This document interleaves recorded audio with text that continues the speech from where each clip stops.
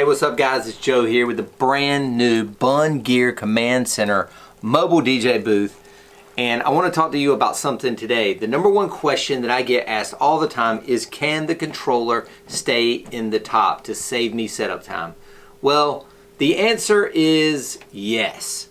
But Bunn Gear will not be responsible for any controllers in this situation. But I'm going to show you how I did it, and so you can do it if you'd like to do it. We're not saying do it, we're not saying don't do it, but we're saying we're not responsible for your controller. But this is a way to save on setup time. So let's take a look at some of the things that you need to pull this off, all right?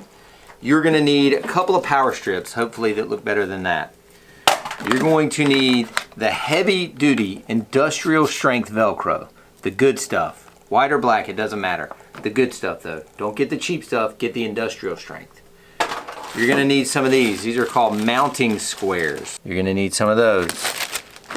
You're gonna need a bag of one of my favorite things, zip ties. If we make this loom piece that makes things even faster, you'll need a piece of this plastic loom.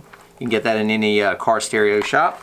You're also gonna need one of these. It's called a deck saver. You can get these online at most gear places, and they are made specifically for the type of controller that you have. So this is a Pioneer DDJ SX3. As you can see, it fits snugly over the top of that. And the final piece you'll need is just a 10-foot utility strap. Not a ratchet strap, but something that just gets tight with one of these kind of buckle type clamps like that. Alright guys, so I took the lid off, and let's see what I did inside to make this controller be able to stay in here. So first thing I did is I mounted my microphone right over here on the left. And again, what I did is I used the heavy duty Velcro. I put it right down here on the rail, and then I put it right along this side as well, and then I pushed down on this. The other thing you'll see I've done is taken the microphone and hooked it up to the optional antenna kit that you can buy at bunngear.com. Check that out. Alright, so the next thing I did was I took the lid and I placed it on top, and then I centered my controller inside the inner rectangle. I then took a Sharpie and marked the back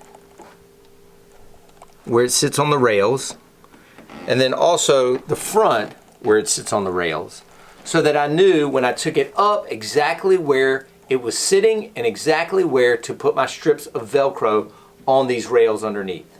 The next thing I did was put the controller in it, put it down on those Velcro strips, press down to make a good connection, and we're good to go there. The step after that I did was I installed 2 power strips right behind the controller, and they could have been on the sides or anywhere, but I put 2 of them side by side. They're chained together there. The last thing that I did is I took 2 extension cords and I shortened them to make 2 short 4-foot extension cords with the female end coming out down here. I also took my XLR cables, these are 5-footers, and made them coming out of the mixer, and then my actual power strip is this right here. So now what I've done is I've created this loom that when I'm done at the end of the night, I can just pull it up from through the rack, lay it in the side, and take this whole top off and put it in the bag. Alright, so let's say it's the end of the night. I've pulled my loom here up. I've laid it in the side of the rack over here. I'll take my lid. I'm going to put that back on.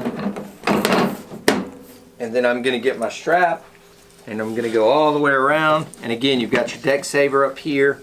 Tighten down on it. Not too crazy, but just tight enough. Last thing I'm going to do is take my thumb screws out right up under here. I'm going to pick this thing up, put it in its bag, and show you that it works. So I've got my screws off underneath. We're going to pick it up now, and then we would put it in the bag. Let's see here. Go over here. So as you can see, the controller is riding in there. We're pretty much vertical here.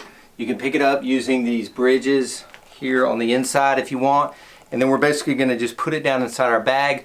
Unfortunately, we don't have our bags yet, so I can't show you that. But even still, you know, you've got your deck saver on here. You've got your lid still on here. I mean, technically, we could even flip it completely upside down.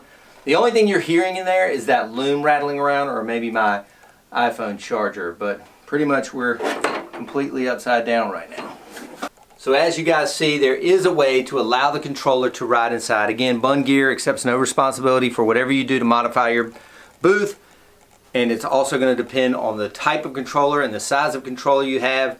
Obviously something like the Reign 12 and the Reign 70 or the 72 setup is not going to work, but something like this Pioneer DDJ SX3 works perfectly. So take a little bit of time, make it work, and it'll make your setup even faster.